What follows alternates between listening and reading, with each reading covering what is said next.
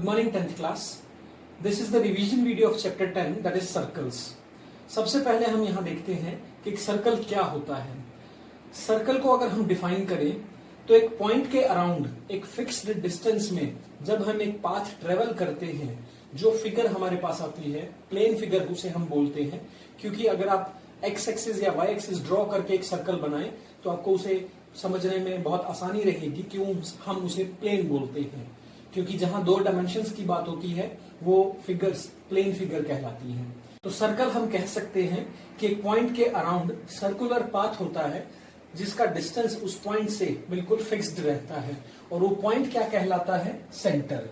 उस पॉइंट से बाउंड्री तक का जो डिस्टेंस होता है वो रेडियस होता है, और ये कहें उस पॉइंट से दोनों तरफ का डिस्टेंस बाउंड्री का, अगर हम उस पॉइंट से सर्कुलर पाथ को मिला देते हैं, उस पॉइंट से क्रॉस करते हुए सर्कल की बाउंड्रीज को टच करते हैं, जो लाइन हमें मिलती है वो डायमीटर कहलाती है. और जो पाथ होता है, जिस पॉइंट के अराउंड हमने जो पाथ ट्रेवल किया था, उस पाथ को हम सरकमफ्रेंस बोलते हैं. सर्कल्स और लाइंस का क्या रिलेशन होता है? जब किसी सर्कल के अंदर इंटरनल में हम कोई लाइन ड्रॉ करें और वो लाइन सर्कल की बाउंड्री को टच करती है, सो उसे हम कोड कहते हैं. एग्जाम्पल है यहाँ PQ जो है वो कोड है. और कोड की अगर बात करें सो कोड सर्कल के अंदर कहीं पर भी हो सकती है, और कितनी भी कोड हम एक सर्कल के अंदर ड्रॉ कर सकते हैं. स्पेशल केस क्या बनता है कोड के रिगार्डिंग?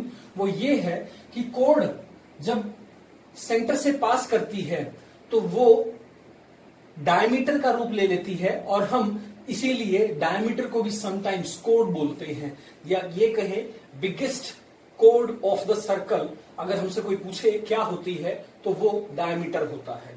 सेकेंडली, सीकेंट की बात करें तो एक सर्कल को क्रॉस करते हुए जब एक लाइन ड्रॉ की जाए, यहां पर लाइन की बात कर रहे हैं, not an line segment. Difference होता है लाइन सेगमेंट और लाइन में. PQ यहां पर लाइन सेगमेंट है क्योंकि फिक्स्ड एंड है उसके, बट लाइन की अगर हम बात करें वो फ्री टू मूव होती है इन एनी डायरेक्शन.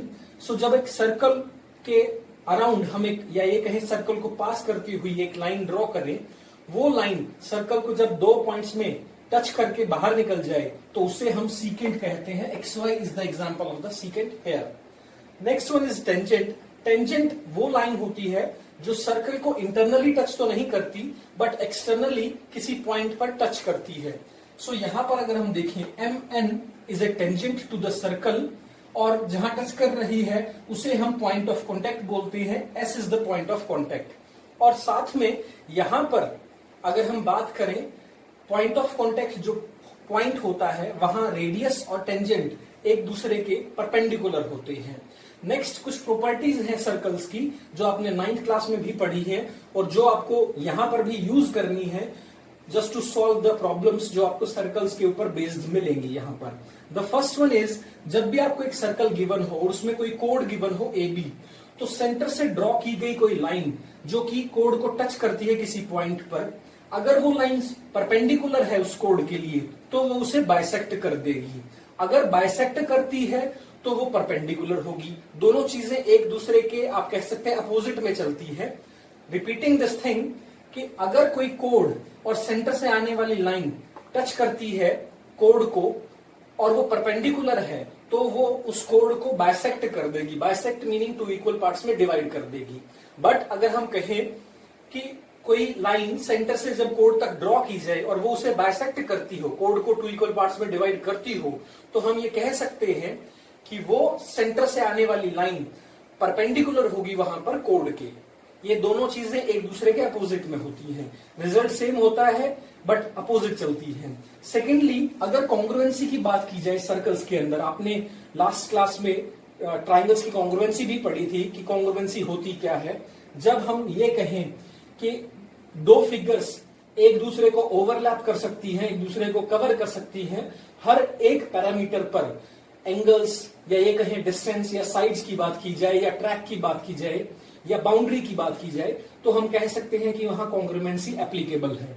तो सर्कल्स में कॉन्ग्रुएंसी कहां एप्लीकेबल होती है और कैसे एप्लीकेबल होती है? अगर हम देखें दो सर्कल्स अगर हमारे पास हैं और वो कॉन्ग्रुएंट हैं, तो हम कह सकते हैं कि वहां पर जो दो कोर्स बनती हैं वो इक्वल होंगी लेंथ में, और जो सेंट्रल एंगल बनता है AOB और POQ वो भी इक्वल होगा। या ये कहें, इसे हम प्रूव भी कर सकते हैं, हमने लास्ट क्लास में ये चीजें प्रूव भी की हैं, वहां हमारे पास थ्योरम्स की शेप में ये क्वेश्चंस थे, या ये रिजल्ट्स हमने वहां जो हमें थ्योरम्स सॉल्व करने के लिए दी गई थी 9th क्लास में, उनके बिहाफ पर हमने ये रिजल्ट बनाया है कि if two triangles were there, और अगर वो सर्कल के अंदर हैं और वो कॉन्ग्रुएंट बनते हैं सर्कल्स, तो ट्राइंगल्स के जो भी पार्ट्स बनेंगे, चाहे वो रेडियस हो, चाहे वो कोड लेंथ हो, चाहे वो एंगल हो, वो चीजें इक्वल रहेंगी। नेक्स्ट जो हमें सर्कल में पढ़ना है वो ये कि टेंजेंट और रेडियस का एक रिलेशन बनता है, और वो बनता है कि वो परपेंडिकुलर बनेंगे। ये चीज हम कैसे प्रूव कर सकते हैं? यहाँ पर ये कहें कि चैप्टर 10 में यहाँ पर ये हमारे पास एक थ्योरम के शेप में भी गिवन है। कैसे प्रूव करते हैं? 9th क्लास का ही रिजल्ट यहाँ पर यूज किया गया है। और रिजल्ट क्या है? जब भी किसी पॉइंट से, अगर कोई पॉइंट है मान लिया और उसके जस्ट अपोजिट एक लाइन है, तो पॉइंट से आप लाइन की तरफ एक स्ट्रेट लाइन ड्रॉ करो, या ये कहें एक दूसरी लाइन जो कि स्ट्रेट नहीं है, तो दोनों लाइंस में से जो स्ट्रेट होगी वो शॉर्टेस्ट लाइन होगी, और शॉर्टेस्ट होगी वो परपेंडिकुलर बनेगी। सो इसी रिजल्ट को यहां पर यूज करके ये प्रूव किया गया है कि रेडियस और टेंजेंट पॉइंट ऑफ कॉन्टेक्ट पर एक दूसरे के परपेंडिकुलर बनते हैं, या ये कहें यहां पर जो एंगल बनता है रेडियस और टेंजेंट का वो 90 डिग्री का बनता है। The next result we are using here is, जब एक सर्कल के लिए अगर हम एक्सटर्नल पॉइंट से दो टेंजेंट्स ड्रॉ करें, तो उन टेंजेंट्स की जो लेंथ रहेगी PA एंड PB वो इक्वल रहेगी। यही रिजल्ट हम आगे जब क्वेश्चंस को सॉल्व करेंगे तो उसे हम यूज करते हैं। और रिजल्ट कैसे प्रूव होता है? Using the congruency. This is an important theorem क्योंकि ये एग्जाम्स में बहुत बार आती है।